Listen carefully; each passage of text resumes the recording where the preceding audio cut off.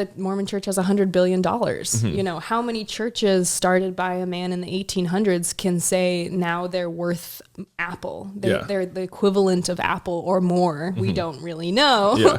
And I think it's because I think a lot of it was probably codified over time, kind of like what you're describing, where there's kind of the initial charismatic guy who sets it up, and then the predecessors who formalize it, who put it in writing, who make the manuals and the handbooks, that kind of a thing.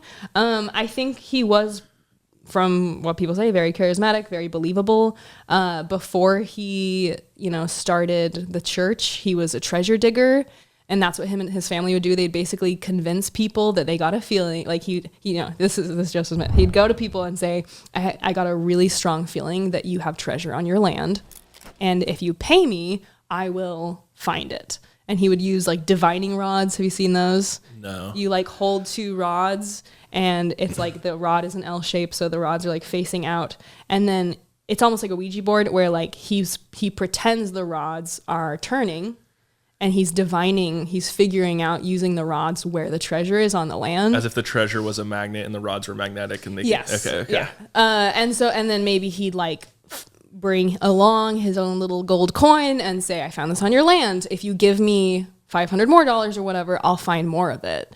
And so even prior to starting the church, he's using this high level of charisma. This is pre-internet. No one can check his Google reviews to just go in and say like, I know there's treasure on your land. You're going to be a millionaire, whatever.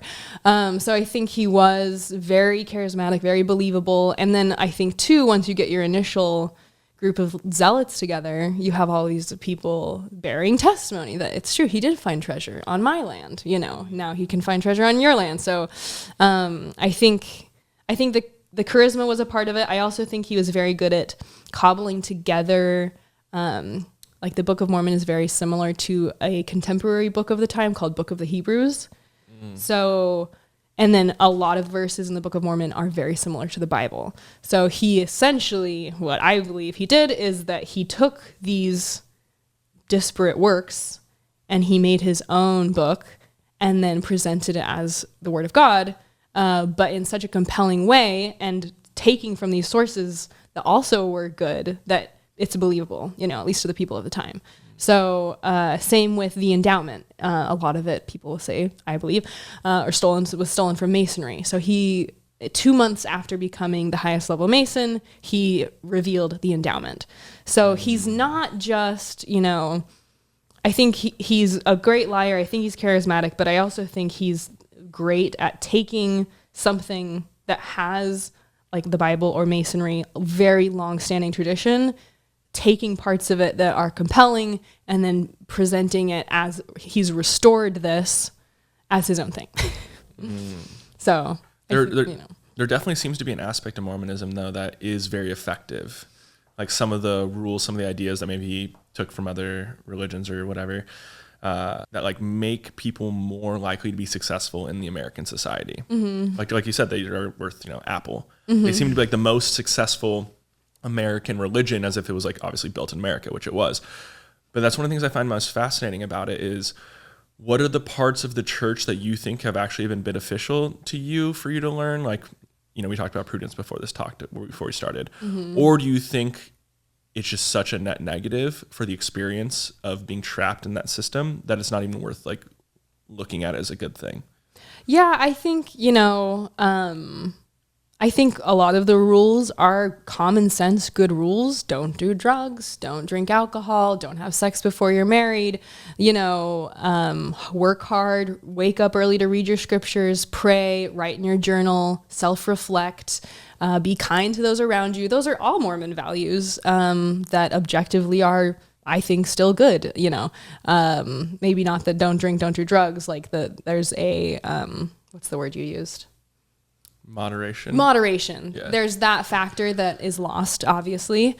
But I think that I also think it's like success for who, right? Success at what cost?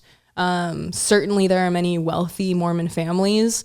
If that wealthy Mormon man chooses to ditch his wife for a new, hotter wife, Who was it good for? It was great for the economy because he had a great economic product. He made a lot of money. He has a big house. He's contributing to society. He had a lot of kids. Great. We're worried about the population decline. Awesome. He had a lot of kids. But, on whose back did it all happen? On the back of the woman, right? So I think, you can look at a lot of Mormon successes and say, like, objectively, it was a success for certain people and in certain ways, monetarily, maybe, virtuousness, like we have more kids, that's good. Health wise, they're all going to be healthier. But I think that it does come at the cost often of the woman who is propping it up and acting as, a lot of Mormon women get divorced in their 50s. They have no financial security. They don't understand that there's a difference between having a house and having a house in your name.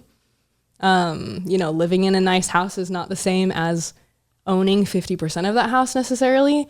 A lot of times when men get divorced, maybe they're making six figures. The woman hasn't worked for 25 years. Who can have a better lawyer? Mm-hmm. The man, right? He's immediately more set up to take over in that situation. And the woman knows it. So she's not going to step out of place. So I think, a lot of these things are good, but I think that, or like do lead to some good things you can point to, certainly better than, that woman having a better experience than someone that's homeless or a drug addict or a prostitute. Yeah, sure. But is she having as good of an experience as she might have chosen for her own life if she was allowed to think for herself? I don't know. So I would say no. Yeah.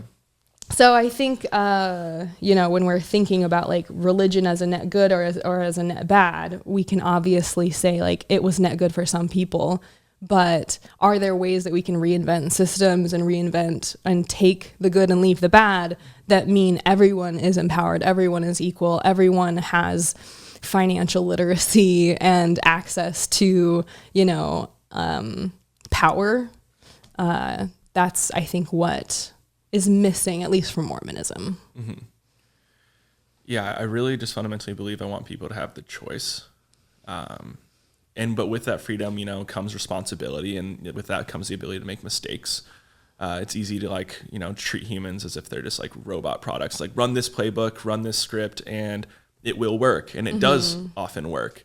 But I find like culture and things that are cool and art and like are made in the crunchy parts, like the parts that don't make sense, like the mistakes that you make that lead to something that's innovative, something that's cool, something that's never been done before. And it just makes me sad to think that there's so many people, whether it's in Mormonism or if it's in like the CCP, that just will never have the opportunity to make that mistake because the reality in which they have been born into is so fixed.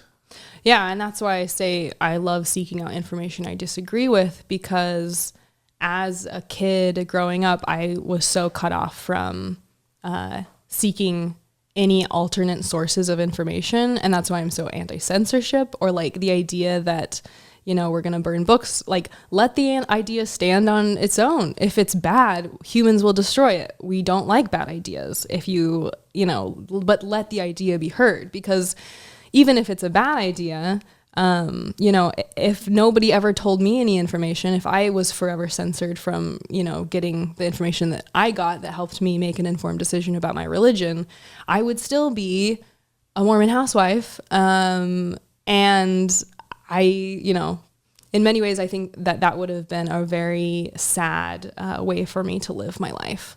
I'm much more empowered now. I feel much more able to, speak for myself, to say how I feel, to live the life in the way that I choose. And, most of the things I do on a day-to-day basis at this point are things I would have never considered as a Mormon. I drink coffee when we came in. Yeah. I am wearing that. This is considered immodest, Even the fact that I dropped my kids off at daycare before I came here so that I could have this interview, that is a little immoral. That's considered to be less virtuous, because you should be a stay-at-home mom. Yeah. So basically every aspect of my life that I live today is counter to what it would have been if I was still in the church. Even though here as I sit, I probably might seem like the same person. If you met me as a Mormon, I'd still be friendly. I'd still talk to you and engage with you.